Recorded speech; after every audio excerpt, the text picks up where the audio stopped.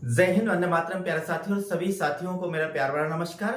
और साथियों, आज अपने ही काव्यशास्त्र में पढ़ रहे हम रस और रस से संबंधित आज चौथी क्लास है। तो इस क्लास में एक बार पुणे में आप सभी साथियों का स्वागत करता हूं।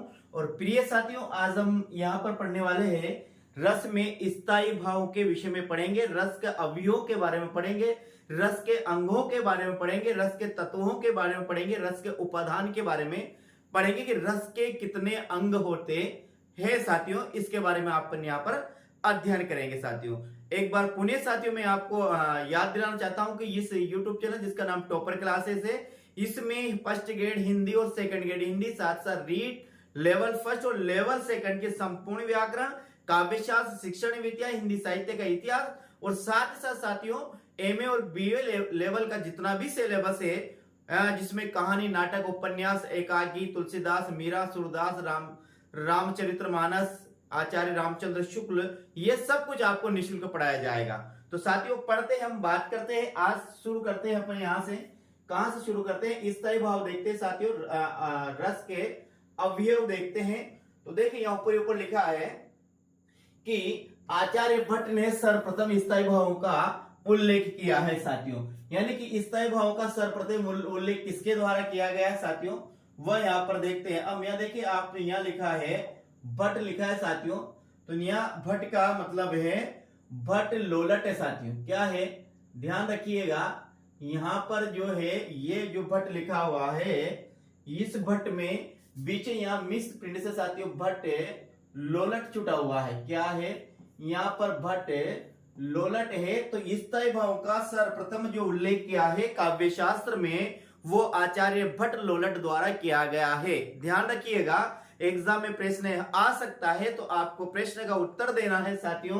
तो वह उत्तर रहेगा, यदि प्रश्न आता है कि स्थायी भाव का सर्वप्रथम उल्लेख किसके द्वारा किया गया है, तो प्रिय साथियों ध्यान रखिएगा, स्थायी भाव का सर्वप्रथम जो उल्लेख किया गया है वो आचार्य भट्ट लोलट द्वारा दिया गया है। वर्तमान में रस के 4 अंग या अवयव माने गए हैं। ध्यान रखना, वर्तमान में रस के कितने अंग माने गए, कितने अवयव माने गए, कितने उपादान माने गए साथियों, तो 4 माने गए। 4 कौन कौन से? स्थायी भाव है, विभाव है, अनुभाव और संचय, व्यभिचारी भाव, जिनको संचारी भाव भी कहते हैं। व्यभिचारी इसलिए कहते हैं कि इनका कोई स्थायी धर्म नहीं होता है। संचारी भाव इस कहते हैं कि रस की परिणति में, रस दशा में ये हमेशा संचार होते रहते हैं। बुलबुलों की, जिस प्रकार पानी में बुलबुला निकलता है फिर समाप्त हो जाते हैं, इस प्रकार से ये संचारी भाव का भी यही काम है। ये क्षण भर में उद्दीप्त होते हैं और क्षण भर में ही वापस लुप्त हो जाते हैं, इसलिए इसको संचारी भाव कहते हैं। व्यभिचारी भाव कहते हैं इनका कोई स्थायी भाव नहीं होता है, इसलिए इनको व्यभिचारी भाव भी कहा जाता है। तो ध्यान रखिएगा कि वर्तमान में रस के कितने अवयव माने गए साथियों। तो वर्तमान में रस के कितने अवयव? 4 अवयव। आंसर क्या होगा अपना? आंसर होगा 4 अवयव। किसके? रस के। कितने अवयव हो गए? 4, जिसमें एक स्थायी भाव है, एक विभाव है, एक अनुभाव है और एक व्यभिचारी भाव है। आपको यह विदित होगा साथियों कि काव्यशास्त्र में जिसे रस सूत्र के नाम से जाना जाता है, वह रस सूत्र को नाम परिणित करने वाले हैं आचार्य भरत मुनि। कौन है? आचार्य भरत मुनि। और आचार्य भरत मुनि ने रस सूत्र दिया, क्या दिया? विभाव, अनुभाव, व्यभिचारी संयोगात रस निष्पत्ति, ये कहा आचार्य भरत मुनि ने। याद रखिए, विभाव, अनुभाव, व्यभिचारी भाव किसने कहा? आचार्य भरत मुनि ने कहा। लेकिन ध्यान रखिए, आचार्य भरत मुनि ने जो सूत्र दिया साथियों, उसमें स्थायी भाव का उल्लेख नहीं किया। उन्हें विभाव, अनुभाव और व्यभिचारी भाव ये 3 ही माने हैं। बाद में साथियों इसमें स्थायी भाव और जोड़ दिया गया है। इस प्रकार से वर्तमान में स्थायी भावों की संख्या कितनी मानी जाती है? 4 मानी जाती है। और यदि हम भरत मुनि के सूत्र की व्याख्या करते हैं तो वहां पर केवल आपको 3 मिलते हैं। क्या? विभाव, अनुभाव, व्यभिचारी संयोगात रस निष्पत्ति। यानी विभाव, अनुभाव, व्यभिचारी भावों के संयोग से ही रस की परिणति होती है, रस उत्पन्न होता है, रस की निष्पत्ति होती है, ऐसा कहना है आचार्य भरत मुनि का। लेकिन बाद में साथियों इसमें स्थायी भाव और जोड़ दिया है। इस प्रकार रसों की संख्या कितनी हो जाती है? वर्तमान में 4 हो जाती है साथियों। अब बात करते हैं, पहला अपना आता है वो स्थायी भाव आता है। स्थायी भाव होता है क्या है? समझिएगा, स्थायी भाव किसे कहते हैं, स्थायी भाव की क्या विशेषता है, संपूर्ण बिल्कुल ध्यान से सुनिएगा क्लास को बिल्कुल भी स्किप मत करिएगा, आपको पूरा समझ में आएगा, समझने की मेरी गारंटी है साथियों। देखिए हम बात करते हैं यहां पर, वे जन्मजात भाव जो मानव हृदय में जीवन पर्यंत वासना रूप में सुषुप्त अवस्था में विद्यमान रहते हैं, वो स्थायी भाव कहलाते हैं। स्थायी भाव की पहली विशेषता है जन्मजात होते हैं, मनुष्य जब जन्म लेता है तभी जन्म के साथ साथ ही ये स्थायी भाव आ जाते हैं। दूसरी भाव का मानव हृदय में निवास करते हैं। दूसरी बात तीसरी बात जीवन पर्यंत रहते हैं, जहां तक व्यक्ति मृत्यु को प्राप्त नहीं करते हैं वहां तक ये उसमें किसके रूप में, वासना के रूप में ये विद्यमान रहते हैं। और किस अवस्था में रहते हैं, सुषुप्त अवस्था में, यानी कि ये सोए हुए रहते हैं, ये जागृत अवस्था में नहीं रहते। इनको जगाने की आवश्यकता पड़ती है, यानी कि विभाव इनको जगाते हैं। कौन, विभाव इनको जगाते हैं, अनुभव के माध्यम से व्यक्त होते हैं और संचारी भाव इनको परिपुष्ट करते हैं, पोषण प्रदान करते हैं साथियों। तो ध्यान रखना, स्थायी भाव को जगाने के लिए विभाव की आवश्यकता पड़ती है। विभाव का अर्थ ही कारण होता है साथियों। जिन कारणों के माध्यम से स्थायी भाव जागते हैं वही विभाव कहलाते हैं। और विभाव का अर्थ क्या है, विभाव का अर्थ कारण है। और अनुभव का अर्थ क्या है, कार्य है। अनुभव का अर्थ क्या है, कार्य है। और व्यभिचारी भाव का अर्थ क्या है, पोषक तत्व है। क्या है, पोषक तत्व। किसका, व्यभिचारी भाव का अर्थ क्या है, पोषक तत्व है साथियों। ध्यान रखना, व्यभिचारी भाव किसे कहते हैं, जो पोषण प्रदान करते हैं वही व्यभिचारी भाव कहलाते हैं। तो ध्यान रखिए, स्थायी भाव क्या है, जन्मजात भाव जो मानव हृदय में जीवन पर्यंत वासना रूप में सुषुप्त अवस्था में विद्यमान रहते हैं उन्हें स्थायी भाव कहते हैं। स्थायी भाव रस का मूल है। ध्यान रखना, यह आ सकता है निम्न में से कौन सा कथन सत्य नहीं है या है, ऐसा प्रश्न आ सकता है स्थायी भाव के संबंध में। तो आपको ध्यान रखना है कि स्थायी भाव पहली बात तो जन्मजात होते हैं, मानव हृदय में विद्यमान रहते हैं, जीवन पर्यंत वासना रूप में सुषुप्त अवस्था में विद्यमान रहते हैं। और स्थायी भाव ही रस का क्या है, मूल है साथियों। आगे अपन बात करते हैं, आगे बात करते हैं साथियों, मूल है, इसके बाद बात करते हैं। देखिएगा आगे क्या बोलता है। देखिए, स्थायी भाव हर व्यक्ति के अंतःकरण में, यानी कि उसके हृदय में, उसके मन में, उसके दिल में, ये क्या रहते हैं, अंतःकरण में रहते हैं। स्थायी भाव मानवी नहीं, इस जगत का, इस लौकिक संसार का समस्त प्राणी, वो थलचर हो, स्थलचर हो या नभचर हो या जलचर हो, कोई भी हो, जीव जंतु प्राणी कीड़े मकोड़े कोई भी हो साथियों, सभी के अंतःकरण में ये विद्यमान रहते हैं। प्रत्येक स्थायी भाव का संबंध एक रस से होता है। जो कितने रस माने गए हैं वर्तमान में, 9 रस माने गए हैं, क्योंकि स्थायी भाव कितने हैं, 9 ही स्थायी भाव है, इसलिए रसों की संख्या भी कितनी मानी गई है, 9 ही मानी गई है साथियों। कुछ आचार्य रसों की संख्या 11 तक ले जाते हैं। एक वात्सल्य नामक रस और एक भक्ति नामक रस को लेकर रसों की संख्या 11 तक पहुंच जाती है। लेकिन आपको विदित है साथियों कि स्थायी भाव कौन से, वात्सल्य रस को और भक्ति रस को, दोनों को श्रृंगार रस में समाहित कर दिया गया है। इसलिए वर्तमान में रसों की संख्या कितनी मानी गई है दोस्तों, 9 ही मानी गई है। ध्यान रखना, कितनी मानी गई है, 9 ही मानी गई है। आंसर सही अपना क्या होगा, 9।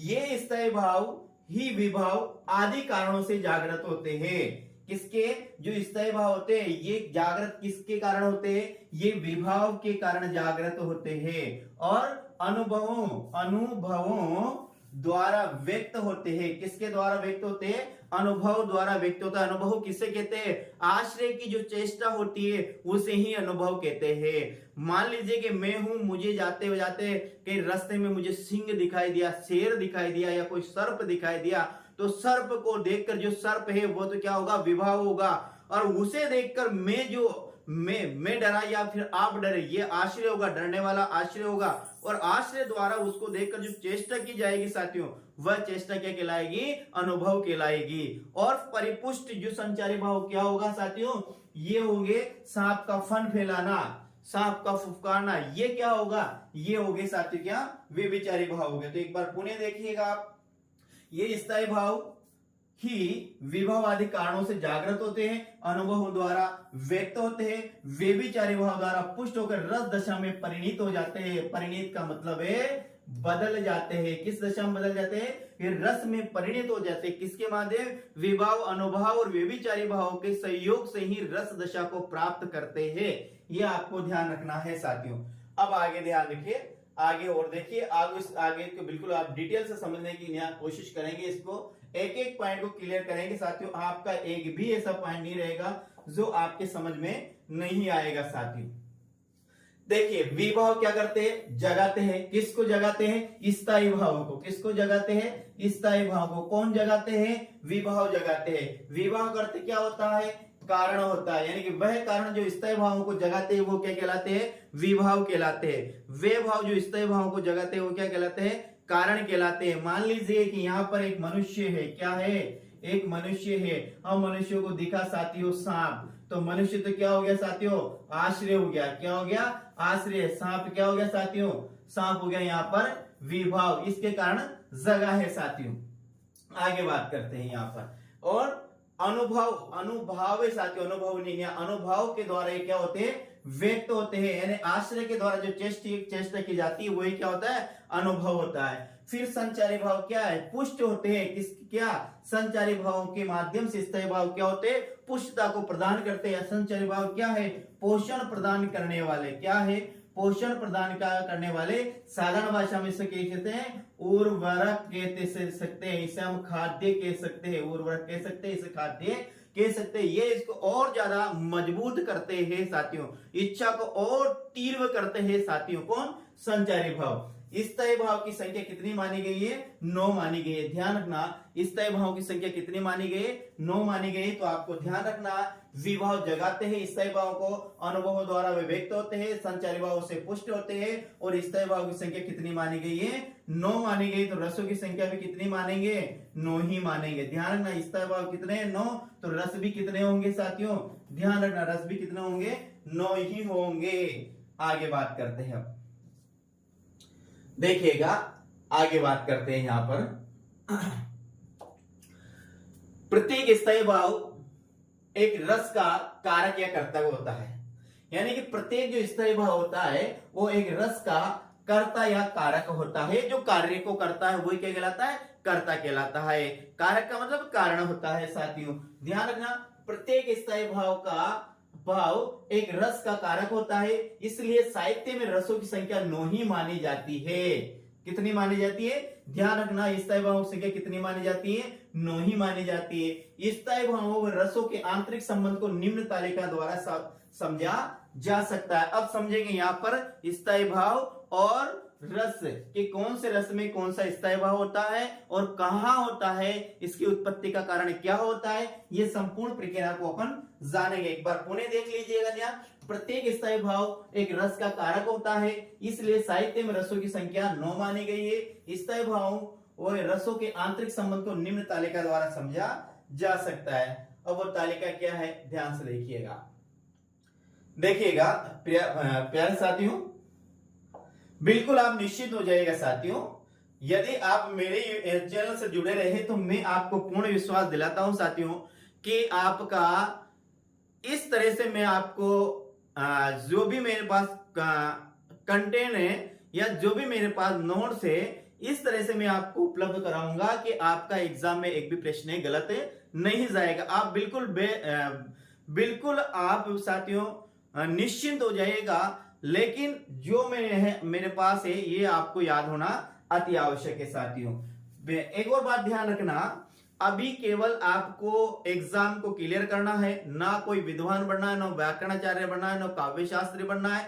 ज्यादा चीज को याद करने की आवश्यकता नहीं है। एग्जाम में प्रश्न किस प्रकार से आते हैं, कहां से प्रश्न आते हैं, क्या याद करना है, कितना याद करना है, सटीक योजना ही एक अभ्यर्थी को सफलता प्रदान करती है साथियों। और उसी सफलता की ओर मैं आपको ले जा रहा हूं। अनावश्यक कुछ भी नहीं पढ़ाऊंगा।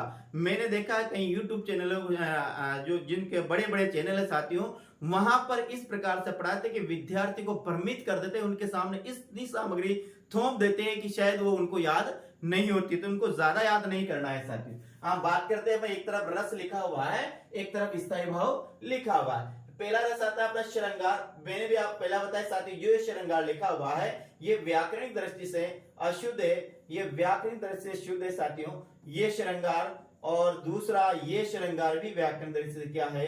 शुद्ध है साथियों। ये श्रृंगार में ये मात्रा नहीं आएगी, लेकिन ये टाइप में यही आता है साथियों। श्रृंगार रस का स्थायी भाव रति और जो विषम लिंगी आकर्षण से होता है, जहां पर विषम लिंगी आकर्षण होता है वहां पर श्रृंगार रस होता है। और श्रृंगार रस का स्थायी भाव क्या है? रति का अर्थ होता है साथियों प्रेम।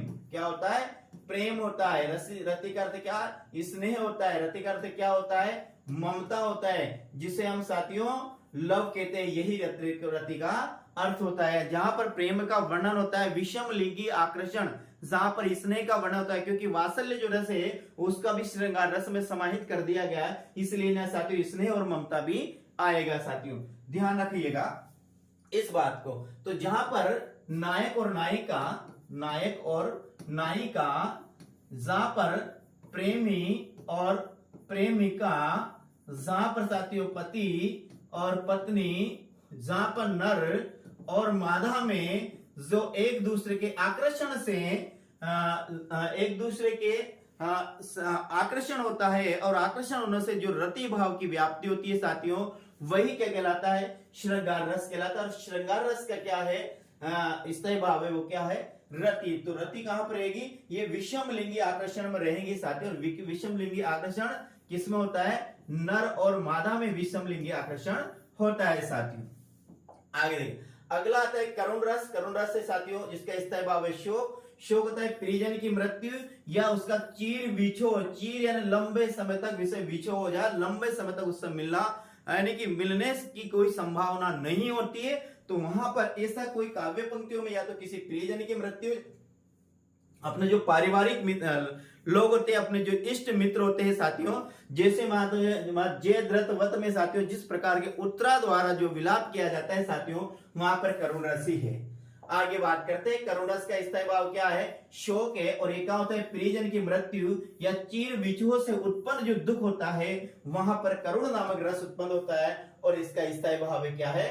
शोक। शोक भी साथियों दो प्रकार के होते हैं, एक ये होते हैं शोक और एक होता है ये शोक। ये पढ़ेंगे अपन युग्म शब्द में। इस शोक का अर्थ होता है साथियों दुख। क्या होता है? यानी मृत्यु पर, निधन पर जो दुख उत्पन्न होता है उसे शोक कहते हैं। और इस शोक का होता है साथियों लत होता है। लत को हम आदत भी कह सकते हैं। तो ध्यान रखना, इस शोक का अर्थ है दुख जो मृत्यु होने पर उत्पन्न होता है। इस शोक का मतलब होता है लत होता है साथियों।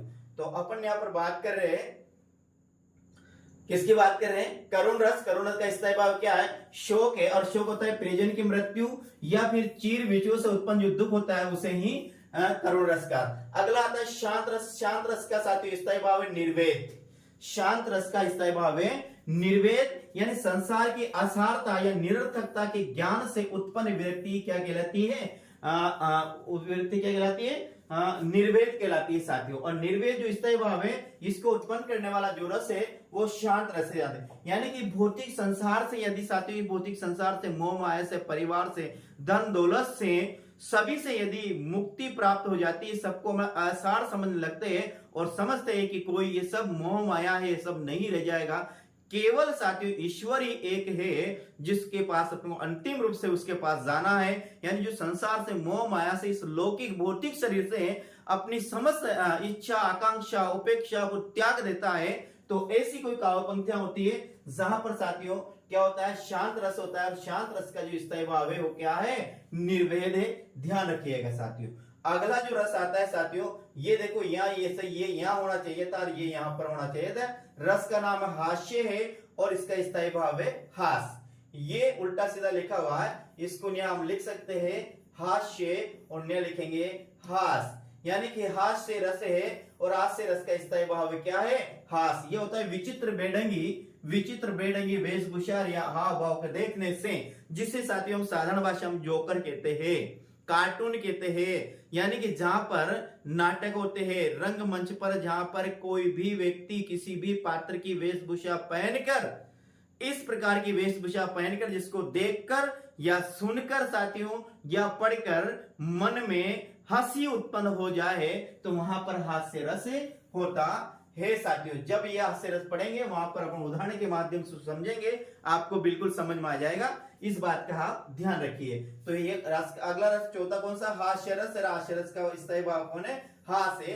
ये इधर का इधर आना चाहिए था और ये यहाँ का यहाँ आना चाहिए, पर ये प्रिंट टेंस के माध्यम से इधर हो गया साथियों। ध्यान रखिएगा, हाथ से यहाँ आएगा, हाथ से रस का स्थायी भाव है हाथ से साथियों, तो ये यहाँ आएगा और ये कहां जाएगा, यहाँ जाएगा, यहाँ लिखना आप। तो विचित्र बेढंगी वेशभूषा या हाव भाव से, यानी इस प्रकार से हाव भाव करना कि सामने वाला के मुख पर हंसी उत्पन्न हो जा। और मान लेते हैं साथियों, जिस प्रकार से एक जो रामलीला होती है, रामलीला में जो जोकर काम करता है, विचित्र की वेशभूषा करता है। हम कई बार फिल्म देखते हैं, नाटक देखते हैं, नाटक में अलग अलग प्रकार की वेशभूषा के लोग आते हैं जिनको देखकर हंसी उत्पन्न होती है, तो वहां पर क्या होता है, हास्य रस होता है साथियों। हाँ, आगे देखिए, अगला आता है अपना अद्भुत रस। क्या आता है, अद्भुत का होता है आश्चर्य या विस्मय साथियों। अद्भुत रस है, और अद्भुत रस का जो है साथियों क्या है, स्थायी भाव क्या है, आश्चर्य है या क्या है, विस्मय। चमत्कार कर देने वाले दृश्य के सुनने या देखने से, चमत्कार कर देने वाले चमत्कार यानी चमत्कार उत्पन्न कर देने वाला एक कोई दृश्य है जिसको देखने से या फिर सुनने से साथियों अद्भुत का आश्चर्य उत्पन्न हो जाना। जैसे हम एक अच्छा इसका प्रसिद्ध उदाहरण है साथियों, देखिएगा, जैसे भगवान जब श्री कृष्ण छोटे से थे तो वो मिट्टी खा रहे थे, आपने पढ़ा होगा, और माता यशोदा ने कहा, माता यशोदा उनसे मुख से मिट्टी निकालने लगती है। जैसे भगवान श्री कृष्ण है अपना मुंह खोलते हैं तो उनके मुख में समस्त ब्रह्मांड उनके मुख में समाहित हो जाते, कोटि कोटि करोड़ों करोड़ों सूर्य वहां पर, चंद्रमा वहां पर थे, पृथ्वी वहां पर थी, यक्ष किन्नर नाग जितने गंधर्व सब कुछ उनके मुंह में समाहित थे साथियों। तो यह देखकर माता यशोदा आश्चर्य में पड़ जाती है। तो ऐसा कोई अपन दृश्य देखते हैं साथियों, तो वहां पर जो दृश्य देखने पर हम जो आश्चर्य उत्पन्न होता है, तो उस आश्चर्य के उत्पन्न होने से अद्भुत नामक रस उत्पन्न होता है। अद्भुत नामक रस का जो स्थायी भाव है आश्चर्य है या विस्मय है साथियों। उम्मीद करता हूं आपको ये समझ में आया होगा। अगला देखते हैं साथियों, अगला रस आता है अपना साथियों वीर रस आता है। क्या आता है, अगला रस अपना आता है वीर रस आता है। और वीर रस में का जो स्थायी भाव है साथियों वो क्या है, उत्साह।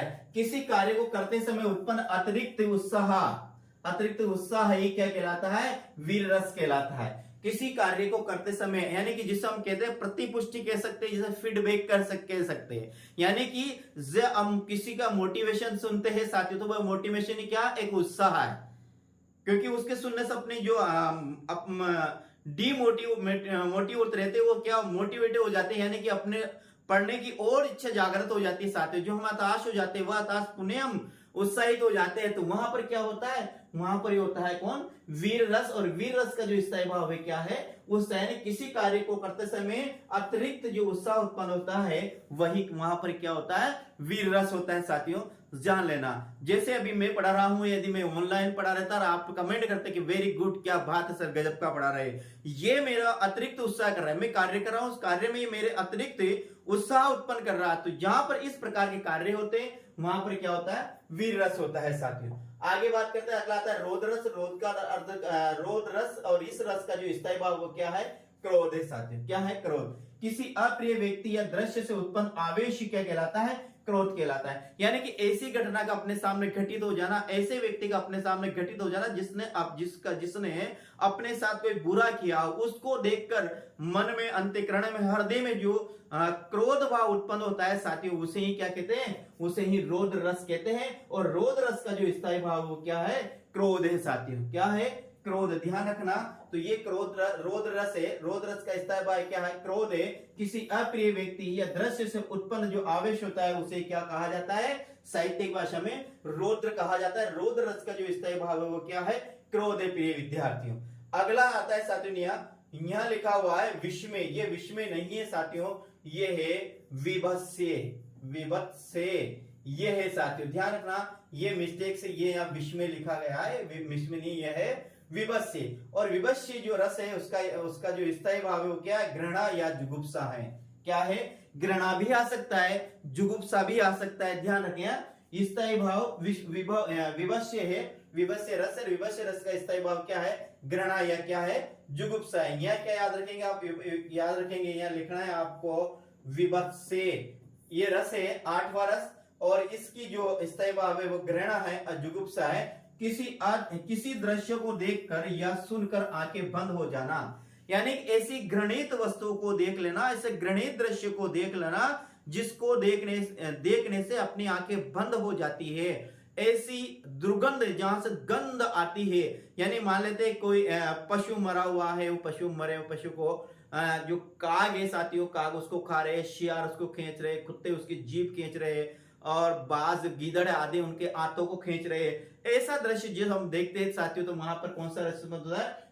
विभत्स्य नामक रस उत्पन्न होता है। विभत्स्य रस का जो स्थायी भाव होता है वो घृणा और जुगुप्सा होता है साथियों। तो इस प्रकार से अपने कितना रस हो जाते हैं? 8। अगला रस है विश्व में जिसका स्थायी भाव है घृणा या जुगुप्सा। किसी दृश्य को देखकर या सुनकर आंखों का बंद हो जाना, या फिर मैं इस प्रकार का वर्णन सुनाऊं, यानी कि अभी मैंने जो देखा है एक मरे हुए जानवर की स्थिति का वर्णन किया है, तो यह आपने देखा नहीं, केवल मैंने सुना है। अब सुनने से ही आपके मन में क्या हो जाती है? घृणा उत्पन्न हो जाती है, जुगुप्सा उत्पन्न हो जाती है। तो ये जो दृश्य को देखने से जिस रस का उत्पन्न होता है वो विभत्स्य रस होता है। कौन सा होता है? विभत्स्य रस होता है। और विभत्स्य रस का स्थायी भाव क्या होता है? घृणा होता है साथ। अगला रस आता है अपना भयानक रस, जिसका स्थायी भाव है भय। किसी हिंसक पशु या दृश्य को देखकर उत्पन्न ही आवेश क्या कहलाता है साथियों? वह कहलाता है वहां पर भयानक रस की निष्पत्ति होती है। और भयानक रस का क्या जो स्थायी भाव वो क्या है? भय है साथियों, ध्यान रखना। अगला रस है अपना नवा रस भयानक है, जिसका स्थायी भाव भय है। किसी हिंसक पशु या दृश्य को देखकर उत्पन्न जो आवेश होता है वही क्या कहलाता है साथियों? वहां पर भयानक रस की परिपुष्टि होती है, परिणीति होती है, और भयानक रस का जो स्थायी भाव है क्या आएगा? बहेगा साथियों। इस प्रकार से अपन ने कितने रस देखे? यहाँ पर 9 रस देखे हैं, और 9 रसों का अपन ने स्थायी भाव देखे हैं। और ये कहां पर होते हैं ये भी साथियों अपन ने बिल्कुल यहाँ पर एक एक लाइन उनको यहाँ पर स्पष्ट करने की कोशिश की है। आगे देखते हैं आगे क्या है साथियों। देखिए साथियों, यहाँ लिखा है, नोट करके क्या लिखा है, ध्यान से देखिएगा। यहाँ नोट करके लिखा है क्या लिखा है? कुछ आचार्य श्रद्धा जनित, श्रद्धा में वात्सल्य नामक 2 और स्थायी भावों को मान्यता देकर रसों की संख्या कितनी ले जाते हैं? 11। कुछ आचार्य एक तो श्रद्धा और एक वात्सल्य, श्रद्धा और एक वात्सल्य नामक 2 और स्थायी भावों का उल्लेख करते हैं, और फिर वो रसों की संख्या कहां तक ले जाते हैं? 11 तक रसों की संख्या ले जाते हैं। एक मानते श्रद्धा, यानी भक्ति रस है, भक्ति रस माना है, भक्ति रस का स्थायी भाव माना है श्रद्धा। एक वात्सल्य रस माना है, और वात्सल्य रस का जो स्थायी भाव होता है वो भी वात्सल्य होता है साथियों। इस प्रकार से 2 और स्थायी भाव का उल्लेख करते हैं। इस प्रकार रसों की संख्या कहां तक ले जाते हैं? 11 तक ले जाते हैं। लेकिन आगे देखिएगा साथियों, वे श्रद्धा जनित रस को भक्ति तथा वात्सल्य जनित रस को वात्सल्य रस कहते हैं। किसे? श्रद्धा जनित रस को क्या कहते हैं? वो भक्ति रस कहते हैं, और वात्सल्य जनित रस को वो क्या कहते हैं? वात्सल्य रस कहते हैं साथियों। अब श्रद्धा वात्सल्य क्या होता है? वात्सल्य होता है माता पिता का अपनी संतान के प्रति, क्या? माता पिता का अपनी संतान के प्रति जो स्नेह होता है साथियों, जो ममता होती है, उसे ही क्या कहते हैं? वात्सल्य कहा जाता है। यानी वात्सल्य माता पिता का अपनी संतान के प्रति जो स्नेह होता है, जो ममता होती है, उसे ही वात्सल्य, साहित्य में उसे क्या कहा जाता है? वात्सल्य कहा जाता है। और श्रद्धा किसे कहा जाती है साथियों? किसी गुणों के प्रति निस्वार्थ भाव से उसके प्रति हम जो सम्मान रखते हैं, उसको जो सम्मान देते हैं, उसे श्रद्धा कहा जाता है। यानी कोई भी ऐसा व्यक्ति जिसके गुणों को देखकर उसके प्रति हमें आदर भाव जागृत होता है। आदर इस प्रकार से कि उसमें बिना स्वार्थ से हम उसकी सेवा करने लग जाते हैं, तो वह श्रद्धा कहलाती है। यदि उस किसी की अपन ने कोई भी व्यक्ति हुआ और उसकी यदि स्वार्थवश उसकी सेवा करते हैं, स्वार्थवश उसके अनुयायी बनते हैं, स्वार्थवश उससे जुड़े रहते हैं, तो साथियों वह श्रद्धा नहीं कहलाती, वह लोभ कहलाता है। ध्यान रखिए, लोभ और श्रद्धा में यही अंतर है। लोभ होता है साथियों स्वार्थवश होता है, श्रद्धा होती है निस्वार्थ होता है। तो जहां पर किसी के प्रति हम निस्वार्थ भाव से उसके प्रति जुड़े रहते हैं, तो वह श्रद्धा कहलाती है। और आचार्य रामचंद्र शुक्ल का जो श्रद्धा, भक्ति, लोभ और प्रीति, उत्साह नामक निबंध है, वहां पर श्रद्धा को और लोभ को अच्छी तरह से उन्होंने साथियों वहां पर उसकी व्याख्या की है साथियों। तो देखिएगा, वे श्रद्धा जनित रस को भक्ति तथा वात्सल्य जनित रस को वात्सल्य रस कहते हैं। किंतु रसों की संख्या 9 ही मानी जानी चाहिए। आगे किया, रसों की संख्या कितनी मानी जानी चाहिए? 9 ही मानी जानी चाहिए, क्योंकि श्रद्धा का अर्थ होता है ईश्वर विषय कृति। क्या होता है साथियों? श्रद्धा का अर्थ होता है ईश्वर विषेक रति, रति का मतलब होता है प्रेम, यानी ईश्वर के प्रति जो प्रेम होता है उसे क्या कहते हैं, श्रद्धा कहते हैं। और वात्सल्य का अर्थ होता है संतान विषेक रति, यानी संतान के प्रति जो प्रेम होता है उसे वात्सल्य कहते हैं। अब देखिए आप ध्यान से देखिएगा, समझने की कोशिश करें। जो श्रृंगार रस होता है, तो श्रृंगार रस का जो स्थायी भाव क्या होता है, रति होता है। क्या होता है, रति। तो नहीं देखो, ईश्वर विषयक रति, यहां भी रति है, और संतान विषयक रति, यहां भी रति है, तो यहां भी रति, यहां भी रति, और श्रृंगार रस का स्थायी भाव क्या है, रति। इसलिए साथियों ध्यान रखना, ये श्रद्धा जनित स्थायी भाव को और वात्सल्य जनित स्थायी भाव को, यानी कि भक्ति रस को और वात्सल्य रस का समावेश किसमें कर दिया गया है, श्रृंगार रस में कर दिया गया है। साथियों देखें, क्योंकि श्रद्धा का अर्थ होता है ईश्वर विषयक रति तथा वात्सल्य का अर्थ होता है संतान विषयक रति, अतः इन दोनों रसों का समावेश श्रृंगार रस में कर दिया गया है। किसमें कर दिया गया साथियों, दोनों रसों का समावेश किसमें कर दिया है, श्रृंगार रस में कर दिया गया है। साथियों ये आज की क्लास को अब नहीं खत्म करते हैं प्रिय विद्यार्थियों, कल वापस अगली क्लास को अपन शुरू करेंगे। कहां से करेंगे, ये देखें, संतान विषयक रति, अतः इन दोनों रसों का समावेश श्रृंगार रस में कर दिया गया है। और श्रृंगार रस प्रिय विद्यार्थियों इस प्रकार से या फिर इस प्रकार से लिखा जाता है, ये व्याकरण दृष्टि से शुद्ध है और ये व्याकरण दृष्टि से क्या है, अशुद्ध है।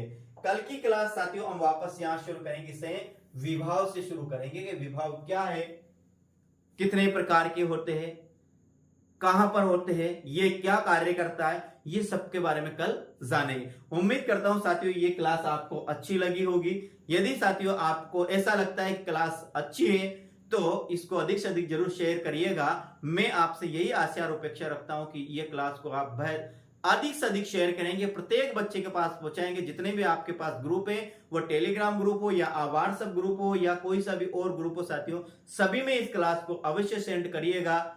इसी आशा और अपेक्षा के साथ मैं एक बार पुनः आप सभी साथियों को धन्यवाद देता हूं साथियों, और मिलते हैं कल अगली क्लास में। राम राम साथियों।